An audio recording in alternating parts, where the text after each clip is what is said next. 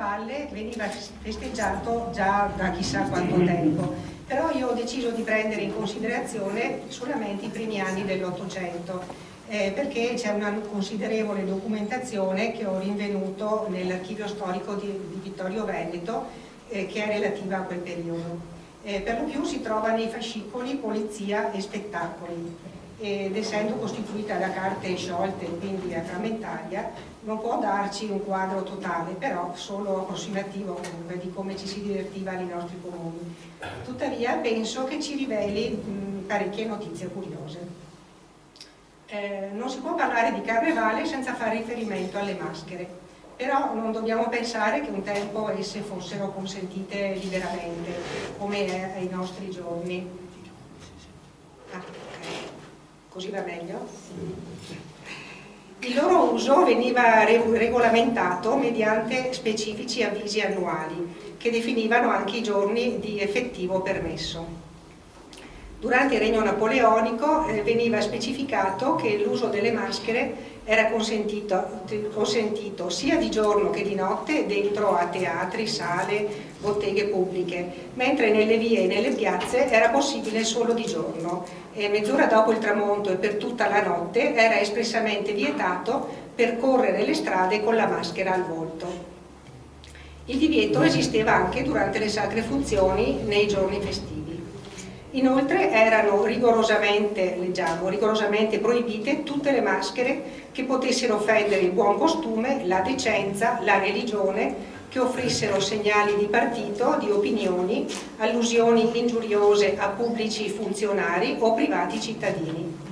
Ovviamente era severamente proibito portare qualunque arma o strumento atto a ferire, pena l'arresto.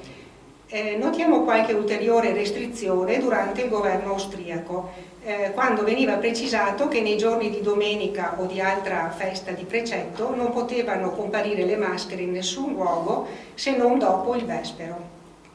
In più era proibito nei travestimenti indossare insegne contrarie al rispetto dovuto alla religione, alle autorità, ai costumi e ai riguardi dovuti a ciascuna classe di cittadini. Naturalmente era vietato portare armi di qualunque tipo né sparare rocchette o simili fuochi d'artifizio. E le maschere che suscitassero tumulti o querele o che si permettessero discorsi immorali, irreligiosi, impolitici, oltraggiosi a chiunque o di inconvenienti allusioni, dice, saranno congedati dai circoli e dai luoghi pubblici ed in caso di resistenza smascherate e sottoposte all'arresto di polizia. Vietato era inoltre l'uso di volti allusivi a mostri o ad animali e dati a destare ingrate sensazioni e anche i travestimenti che potessero destare ribrezzo o spavento. Però infine anche le maschere avevano diritto di essere rispettate e quindi era previsto l'arresto per chi si fosse permesso di insultarle o molestarle. Da un'indagine del tempo svolta a Serravalle risulta che pochissimi erano gli uomini che amavano mascherarsi e che questo divertimento era comunemente adottato dalle sole donne di giorno e che non si erano mai verificati inconvenienti. Un altro modo particolare e decisamente discutibile per la nostra sensibilità di divertirsi durante il Carnevale era rappresentato dalla cosiddetta caccia dei tori.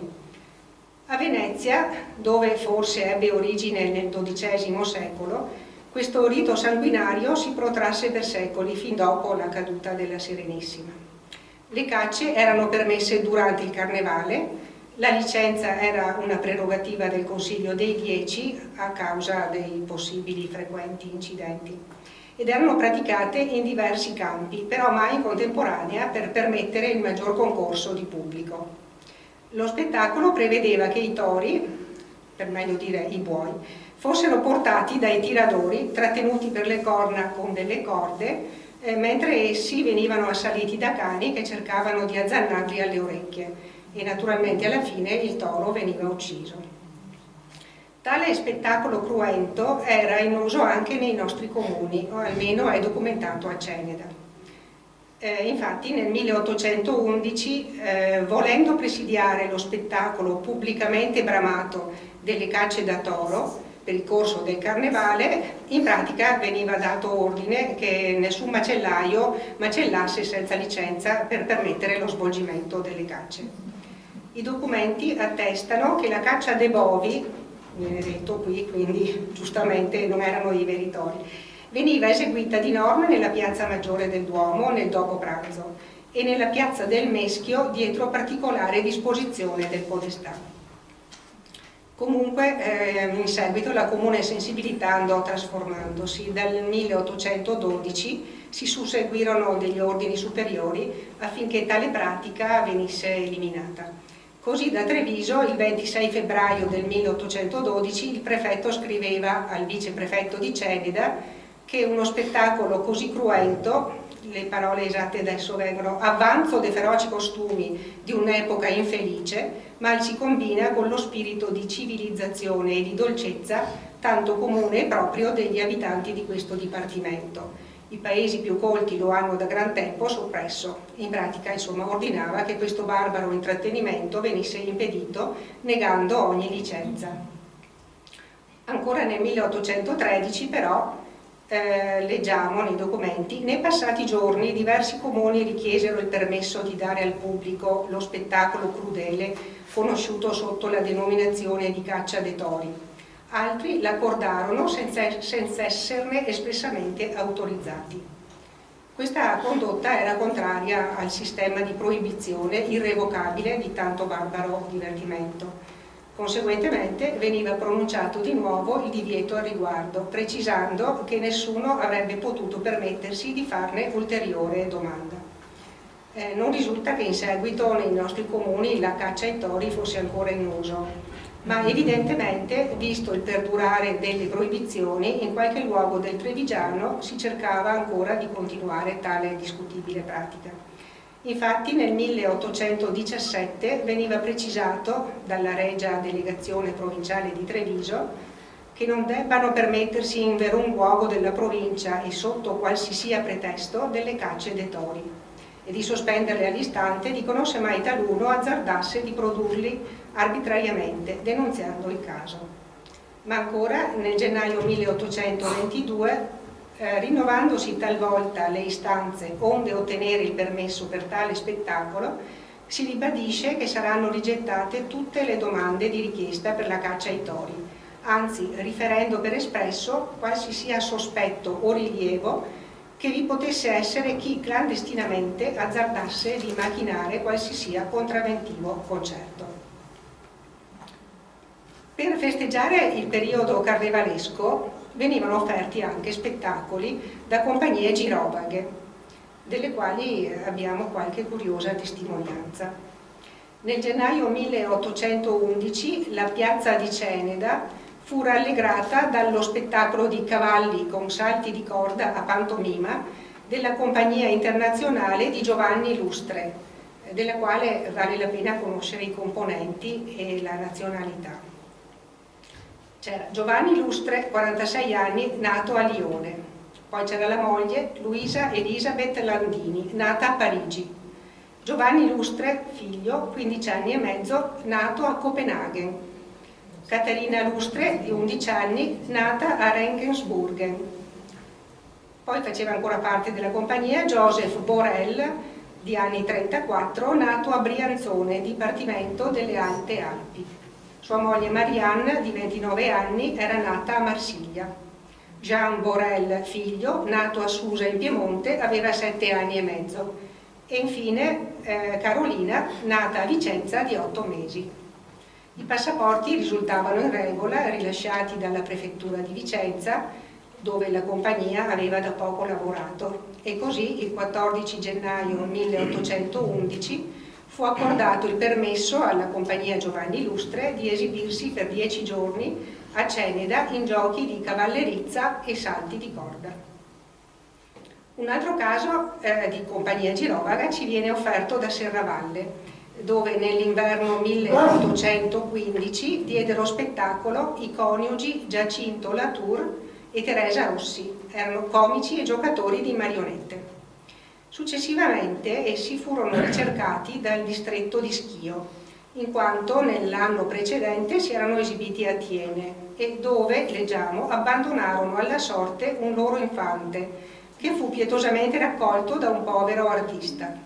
Poiché questo non poteva continuare nella caritatevole cura del fanciullo, chiedeva che fossero rintracciati i suoi genitori.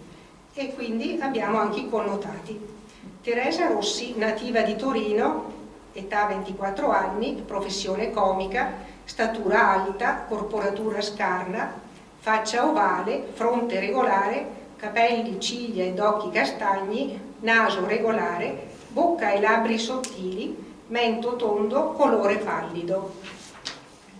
Giacinto Latour, nativo di Veneria in Piemonte, anni 35, professione comico, statura e corporatura ordinarie, faccia oblunga, fronte alta, ciglia, capelli, barba e occhi neri, naso ordinario, bocca grande, mento un poco volto in su, colore olivastro, difetto nella pronunzia e cammina un poco zoppo. Serravalle rispose che dopo aver soggiornato lì essi avevano preso la via di Follina, dove contavano di esercitare il loro mestiere per qualche tempo e poi volevano recarsi a Bassano. Le compagnie girovaghe negli anni successivi però non furono più accolte. Infatti nel 1819 giunse ordine che fossero, ora leggo, proibite le bande vaganti di commedianti, saltatori di corda, artisti ginnastici, musicanti, cantanti, conduttori d'orsi, scimmie, cani ed altri animali forestieri, possessori di pulcinelli e marionette, di statue e figure in cera, ciarlatani, ciurmatori, nani, giganti e generalmente ogni simile sorta di vagante canaglia che conduce la sua vita girando qua e là per le città e per paesi e che non può offrire in ogni rapporto una piena garanzia per non indurre sospetto. Questo elenco ci rende bene l'idea di che tipo di compagnie circolassero in quei tempi. Naturalmente Carnevale è quasi sinonimo di feste da ballo.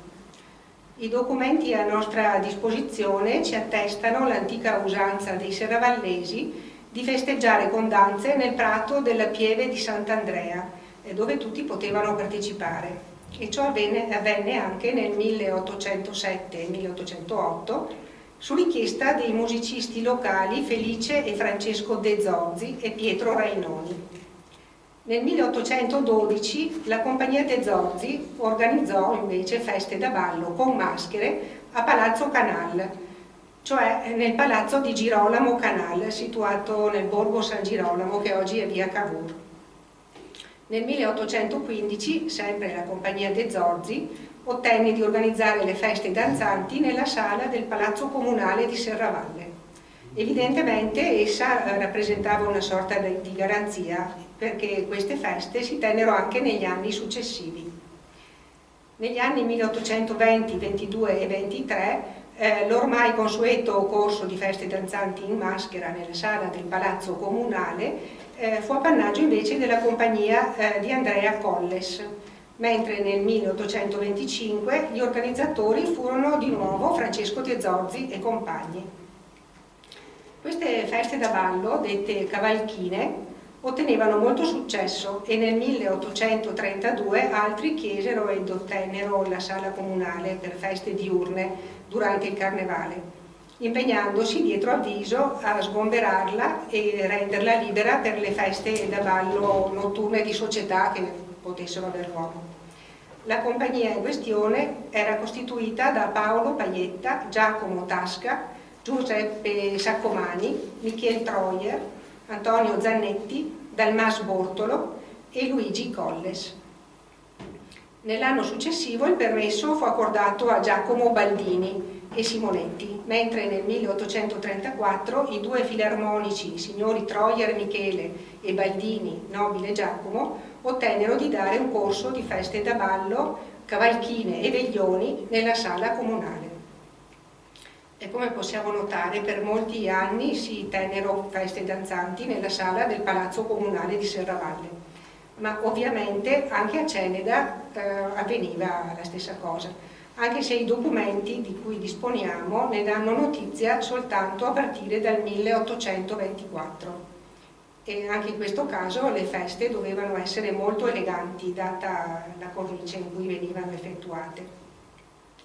Il 14 febbraio 1824 la Società Filarmonica di Ceneda supplicava che venisse messa a disposizione la sala maggiore del Palazzo del Comune per una serie di feste danzanti che sarebbero iniziate alle 3:30 pomeridiane per finire alle 7. Si avvertiva che le donne non mascherate dovevano pagare 25 centesimi italiani per l'ingresso alla sala e gli uomini invece erano tenuti per l'ingresso della porta a 25 centesimi e per il circolo 65 centesimi. L'orchestra era composta dai signori dilettanti della città e diretta dallo stimatissimo signor professore Pietro Mares. Ritroviamo documentato l'anno 1832, quando le cavalchine si tenevano nei soli giorni di giovedì e domenica, oltre agli altri giorni festivi che cadessero durante la settimana. E viene precisato che non potrà alcuno farsi lecito di intervenire senza decenza di vestito, quindi dovevano essere feste eleganti. I documenti attestano che questo intrattenimento era molto gradito dai cenedesi, per cui la deputazione accordava sempre di buon grado l'uso della sala maggiore del Palazzo Comunale.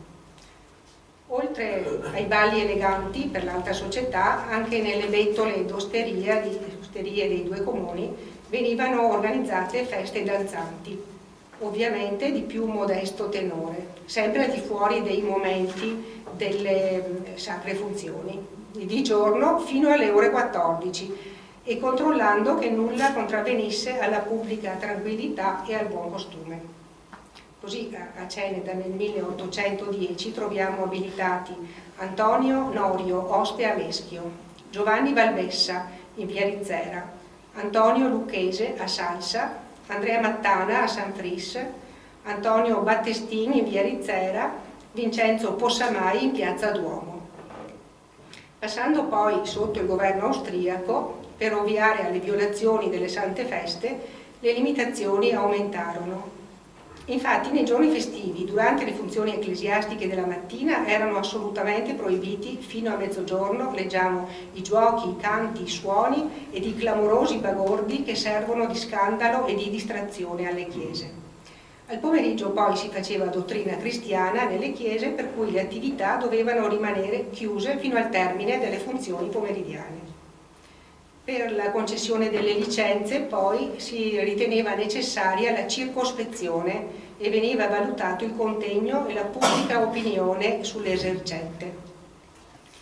Negli anni presi in considerazione alcuni nomi di ostie approvati furono ad esempio per Ceneda Bortolo De Mori, Domenica Brusadin, Giusto Salsa, Domenico Vio, oste all'insegna del Gambero a Meschio, Caterina Giacomini, ostessa all'insegna del Martello in contrada della Rizzarda, Giovanni Favero in contrada detta Pol del Mengo, Apollonia Braido era ostessa invece in piazza Gallina. Naturalmente durante lo stesso periodo anche a Serravalle c'erano osti con licenza di tenere feste da ballo durante il carnevale. E per esempio troviamo Pellegrino della Giustina, detto Zucche, nella sua bettola posta in cima alla riva, Maria, moglie di Francesco dalle Coste, alla Pieve di Sant'Andrea, Pietro Taffarel, Antonio Feltrin, Pietro Fontana a Arindola, Giuseppe Celso a Santa Giustina, Francesco Franceschetti nel luogo di suo esercizio alla Siega, Pietro D'Adalto, Giacomo Como, Maria de Moria Costa e Antonio Princivalli. Abbiamo anche un altro modo per festeggiare il carnevale, era costituito da spettacoli teatrali che si tenevano nei due comuni, ai quali spesso venivano aggiunte estrazioni di tombola. E queste permettevano notevoli introiti, per cui non dovevano mai svolgersi in contemporanea. A Serravalle, almeno dal 1809, il rettore del collegio dei padri Barnabiti, il dottor Luigi Zantonella, organizzava delle recite nell'aula maggiore dell'istituto. Vorrei precisare, allora, il collegio dei padri Barnabiti, nel quale studiavano i figli delle famiglie serravallesi, ma non solo, anche venivano da fuori, si trovava nel luogo dell'ex ospedale di Vittorio Veneto, adesso c'è l'USL. I padri chierici regolari di San Paolo, comunemente detti Barnabiti, infatti erano stati chiamati a Serravalle per l'educazione dei giovani, e la fondazione del collegio risale al 1738. I documenti a nostra disposizione ci consentono di conoscere i titoli e gli autori delle rappresentazioni eseguite durante il Carnevale 1810. Odda, dramma di Kotzebue, Il giorno della liberazione di Schiller, Gli indiani in Inghilterra di Kotzebue, I falsi galantuomini di Federici, Alessio, farsa di Marsolier, La spada, farsa di Berquin, Il mendico di Eberstein, farsa di Schiller. A Ceneda invece le rappresentazioni teatrali venivano concesse a compagnie comiche esterne ed erano eseguite nel teatro Zuliani, che fu costruito alla fine del Settecento dal conte Marino Zuliani. Questo teatro si trovava ai piedi del castello episcopale, funzionò per una ventina d'anni fino al 1822, quando fu demolito perché ritenuto ormai insufficiente. In contrada Cencenighe, che ora è via Lioni, fu costruito il Teatro Nuovo di Società, entrò in funzione nel 1825. Anche nel teatro Zuliani agli spettacoli venivano talvolta aggiunte le estrazioni della tombola, come viene documentato nel gennaio 1810, quando fu accordata alla compagnia comica Sul Silli la licenza di effettuare al termine delle rappresentazioni serali il gioco di tombola una volta per settimana durante tutto il carnevale. Il prezzo della cartella era di 50 centesimi ciascuna. Metà dell'incasso era a beneficio del vincitore, il 10% veniva prelevato a vantaggio dei poveri del comune e il rimanente restava a disposizione della compagnia comica per supplire a tutte le spese e anche ai diritti di finanza.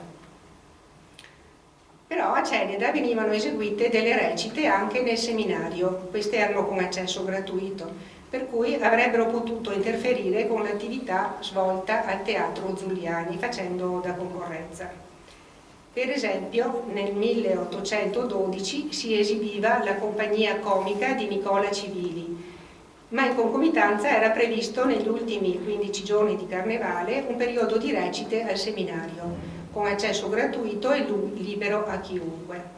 Si doveva verificare allora che ciò fosse in giorni vacui per il teatro pubblico, oppure che fosse riservato solo a coloro che avevano rapporti con il seminario, per non pregiudicare l'interesse della compagnia, non togliendo a un tempo alla gioventù un onesto trattenimento che limitato si concilia con la vista del governo e con la massima di una buona educazione.